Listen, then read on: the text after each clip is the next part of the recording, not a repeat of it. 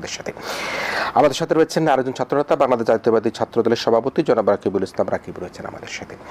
প্রিয় দর্শক, আমরা বলছিলাম যে ভবিষ্যৎ ছাত্র রাজনীতি নিয়ে আমরা কথা বলবো। দর্শক, আমরা নিশ্চয়ই দেখেছি যে ছাত্রলীগের বিরুদ্ধে হল দখল, সিট দখল, সিট বাণিজ্য, হেলমেট বাহিনী গড়ে তোলা, টর্চার সেল, চাঁদাবাজি সহ নানা ক্ষেত্রে আমরা দেখেছি নানা অভিযোগের কারণের জন্য অন্তর্বর্তীকালীন সরকার ছাত্র লীগের যে রাজনীতি নিষিদ্ধ করেছে।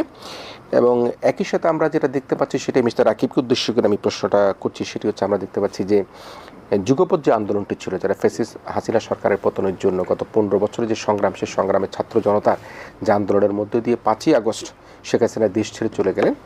তারপরে কিন্তু দেশের যে রাজনৈতিক যে অবস্থানটা, সেই অবস্থানটা বলতে গেলে এটা বলতেই হয় যে প্রধান দল জাতীয়তাবাদী দল বিএনপি, জামায়াতে ইসলাম সহ আরও বেশ কয়েকটি হয়তো বাম সংগঠন রয়েছে। কিন্তু ছাত্র নেতৃত্বের ক্ষেত্রে আমরা যদি বলে থাকি, তাহলে জাতীয়তাবাদী ছাত্রদল, ছাত্র শিবির, ছাত্র ইউনিয়ন, বাংলাদেশ ছাত্র অধিকার পরিষদ সহ তার মধ্যে যে দুটি দল এখন সবচেয়ে বেশি সারা দেশে যাদের নানা রকম কার্যক্রম থাকে, তাদের সাংগঠনিক ক্যাপাসিটি রয়েছে, সেটি বলতে হবে অবশ্যই ছাত্রদল এবং ছাত্র শিবিরের কথা। কিন্তু এই যুগপৎ আন্দোলনে আপনারা সবাই একসাথে আন্দোলন করেছেন, হাসিনা সরকারের পতনে সবাই একসাথে লড়াই করেছেন, হাসিনা দেশ থেকে চলে গিয়েছে।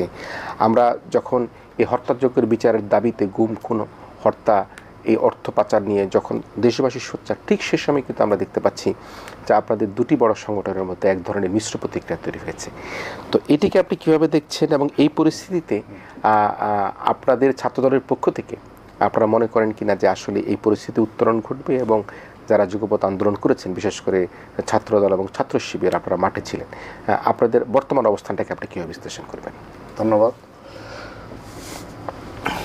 জুলাই আগস্ট আন্দোলনে যে আমাদের একটি বৃহৎ ঐক্য গড়ে উঠেছে, সেই ঐক্যর এখন আমাদের মধ্যে রয়েছে।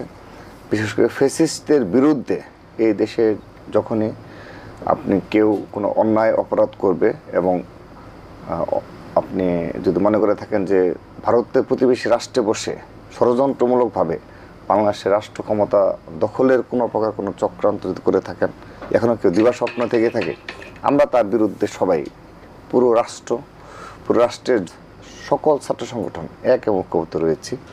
কিন্তু বাস্তবিক কারণেই কিছু প্রতিযোগিতা ছাত্র সংগঠন মাঝে থাকে, সেগুলো আপনি অস্বীকার করার কোনো সুযোগ নেই। কিন্তু এখানে আমাদের, আপনি যে প্রশ্নটি করেছেন যে আমাদের অনেকের বিষয়টা দেখেন, এখানে অনেকের অনেকগুলো কারণ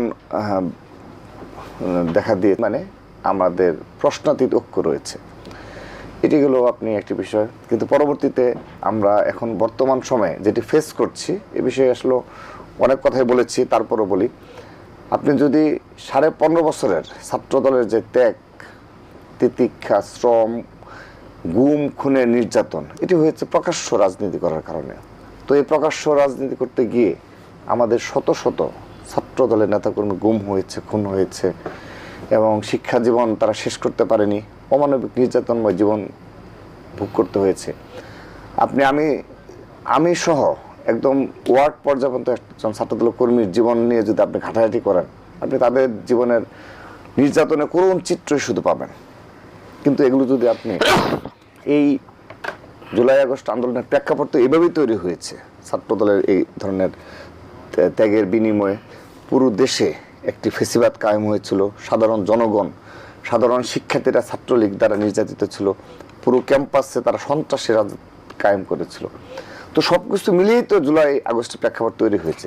এখন সেখানে যদি আপনি ছাত্রদলের এই ধরনের 15.5 বছরের অবদানকে অস্বীকার করে কোনো প্রেক্ষাপট তৈরি করতে চান, এবং ক্যাম্পাসগুলোতে এখনো সেই ছাত্রলীগ যে ভূমিকা অবতীর্ণ হয়েছিল, এখন গুপ্ত সংগঠন যদি সেই ভূমিকা অবতীর্ণ হয়, এবং ছাত্রদলকে অতীতে যেভাবে দোষারোপ করা হয়েছে, এবং সোশ্যাল মিডিয়ায় আমাদেরকে যেভাবে হেয় প্রতিপন্ন করা হয়েছে, ক্যাম্পাসে প্রবেশ করতে দেওয়া হয়নি, এখনও সে ধরনের তৎপরতা অব্যাহত রয়েছে। আমি বলছি, আপনি দেখেন আজকে এত চট্টগ্রাম কলেজে শহীদ ওয়াসিম, বীর চট্টলার প্রথম শহীদ, এবং এই জুলাই আন্দোলনের দ্বিতীয় শহীদ, এবং সবাই স্বীকার করে নিয়েই কিন্তু করছে।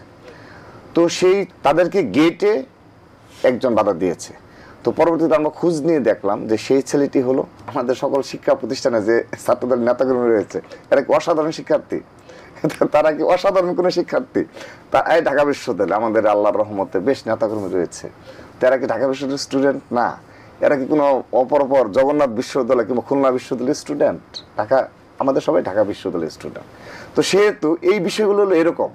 তো আপনি দেখেন, এটা একটা নেগেটিভ দাঁড় করিয়ে ছাত্রলীগ প্রকাশ্য হামলা করে এবং ঘোষণা দিয়ে আমাদেরকে সন্ত্রাসী সংগঠন আখ্যা দিয়ে নানাবিধ মিথ্যাচার করে আমাদের 15.5 বছর ক্যাম্পাস থেকে বিতাড়িত করে রেখেছে।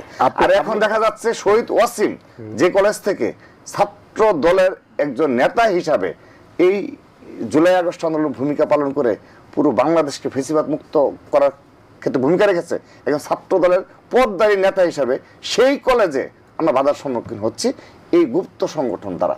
সাধারণ শিক্ষার্থী যদি আমি দেখি যে না 501,000 সাধারণ শিক্ষার্থী প্রতিবাদ করছে, আমরা মেনে নেব যে ঠিক আছে, আমরা দেখবো, অ্যানালাইজ করে দেখবো আমাদের সেখানে কোথাও ভুল রয়েছে কি। আপনার বিশ্লেষণ নিশ্চয়ই আপনার কাছে অনেক গুরুত্ব বহন করে, কিন্তু যে পারসেপশন, যে তারা যেটা ভাবছেন, যাদেরকে নিয়ে অভিযোগ তুলবার চেষ্টা করছেন, আমি সরাসরি ছাত্র শিবিরের কথাই বলি, তো তারা তো যেমন আজকে মধুর ক্যান্টিনে একটা সংবাদ সম্মেলন করলেন, সেখানে কিন্তু আপনারা একটা প্রতিবাদ করলেন। আবার একই জিনিস আমরা দেখেছি যে কুয়েটের ক্ষেত্রেও দেখলাম যে তারা একই অভিযোগ করলেন যে এই ছাত্রদল যুব দলের নেতাকর্মীরাই সেখানে আক্রমণ করেছে। তো এই অভিযোগগুলি কেন? জি ধন্যবাদ।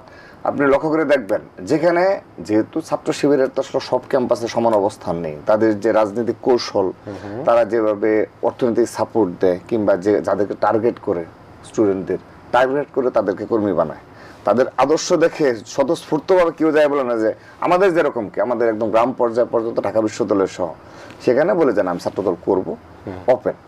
তো তাদের তো একটা ক্রাইটেরিয়া রয়েছে, তো সেই ক্রাইটেরিয়া অনুযায়ী অল্প কিছু শিক্ষা প্রতিষ্ঠানে যেখানে তাদের একটা অবস্থান রয়েছে সেখানে তাদের আচরণ ঠিক ছাত্রলীগের মতো, একদম হুবহু ছাত্রলীগ সেই শিক্ষা প্রতিষ্ঠানগুলোতে। যেমন আপনি তামিরুল মিল্লাত বলেন, তামিরুল মিল্লাতে অন্য কোনো ছাত্র সংগঠনের কোনো অবস্থান আছে? এই যে লাস্টে টঙ্গীর একটা ঘটনা, এটা মেয়ে সংক্রান্ত ঘটনাকে তারা এটাকে ছাত্র দলের সাথে ছাত্র শিবিরের সংঘর্ষ চালাই দিল। আচ্ছা, সেখানে তো একটা স্পেসিফিক কারণ থাকতে হবে যে ঠিক আছে এই কারণে আধিপত্য বিস্তার হতে পারে, সেটা ছাত্রদল কমিটি গঠন হতে পারে কিংবা ছাত্রদল নানাবিধ কারণ হতে পারে। তো তামিরুল মিল্লাতে তারা কিন্তু এটা বলে না, খালি বলে যে ছাত্র শিবিরের উপর ছাত্রদল হামলা করেছে। হামলা হয়েছে, আমরা স্বীকার করছি, অবশ্যই একটা হামলা হয়েছে। এখন পুরো বাংলাদেশে কত কিছু তো হচ্ছে, এদের কোনো স্থান আছে কোনো সন্ত্রাসীদের যারা ধর্ষণ করে, যারা এগুলির সাথে আপনাদের সম্পৃক্ততা নাই? না, এখন আপনি শুনেন, যেখানে আমাদের সামান্যতম সম্পৃক্ততা পাই আমরা তো ব্যবস্থা নিচ্ছি। যেমন আপনি যে কুয়েটের ঘটনাটা উল্লেখ করলেন, আপনি কুয়েটের ঘটনায় দেখেন এলাকাবাসীর সাথে আমাদের যুব দলের একজনকে পাওয়া গেছে, আমরা তো ব্যবস্থা নিয়েছি।